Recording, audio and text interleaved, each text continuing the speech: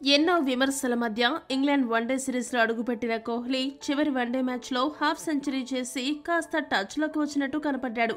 అయితే అదే ప్రదర్శనని కోహ్లీ ఛాంపియన్స్ ట్రోఫీలో కొనసాగించగలడా లేదా అంటూ చాలా అనుమానాలు వ్యక్తమయ్యాయి. కాగా ఆదివారం దుబాయ్ వేదికగా పాకిస్తాన్తో జరిగిన కీలకమైన మ్యాచ్లో విరాట్ కోహ్లీ తన వింటేజ్ బ్యాటింగ్తో స్టేడియంకి వచ్చిన అభిమానులను అలరించాడు. కోహ్లీ బ్యాటింగ్ ని చూసి స్టేడియంకి వచ్చిన వారంతా తన్మయంతో కేరింతలు కొట్టారు. పాకిస్తాన్ మ్యాచ్ అంటే కోహ్లీనే గుర్తుకు రావాలన్న తరహాలో ఆడి పాక్ జట్టుని కనీసం గెలుపు దరిదాపులకు కూడా రానివ్వలేదు. మొత్తంగా కోహ్లీ ఆడిన ఈ సూపర్ ఇన్నింగ్స్ కారణంగా భారత జట్టు ఎక్కడా లక్ష్య ఛేదనలో తడబడినట్టు కనబడలేదు. కోహ్లీతో పాటు గిల్, శ్రేయాస్ ఇలా అందరూ తలో చేయి వేయడంతో టీమిండియా సులభంగా పాకిస్తాన్ పై 6 వికెట్ల తేడాతో గెలిచింది. దాదాపు సెమీస్ బర్త్ ని కన్ఫర్మ్ చేసుకుంది.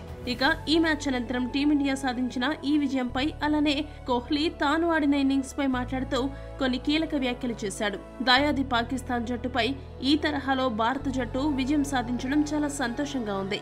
ఇలాంటి బిగ్ మ్యాచ్లలో ఈ తరహా బ్యాటింగ్ చేయడం ఎల్లప్పుడూ ప్రత్యేకంగానే ఉంటుంది. నిజానికి ఇది ముందుగా ప్లాన్ చేయలేదు. నేను నా ఆట తీరుని, నా స్కిల్స్ ని నమ్మాను. దానిపై వర్కౌట్ చేశాను. ఫలితం రానే వచ్చింది. బయట నుండి వచ్చే విమర్శలకు నేనెప్పుడూ దూరంగా ఉంటాను. వాటిని పట్టించుకుంటే మన పని మనం చేయలేము.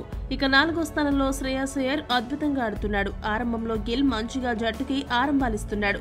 రోహిత్ త్వరగా అవుట్ అయిపోవడంతో జాగ్రత్తగా ఆడాలని డిసైడ్ అయ్యాను. మధ్య ఓవర్లలో స్పిన్నర్లను సమర్థవంతంగా ఎదుర్కోవడం, యాంకర్ రోల్ పోషించడం నాకిచ్చిన బాధ్యత. గిల్ బ్యాటింగ్ చూస్తే నాకు చాలా ముచ్చటగా ఉంటుంది. అతడు ఎందుకు ప్రపంచ నెంబర్ 1 బ్యాటర్ అనే విషయం ఈ రోజు అతని బ్యాటింగ్ శైలి చూస్తే అర్థమవుతుంది.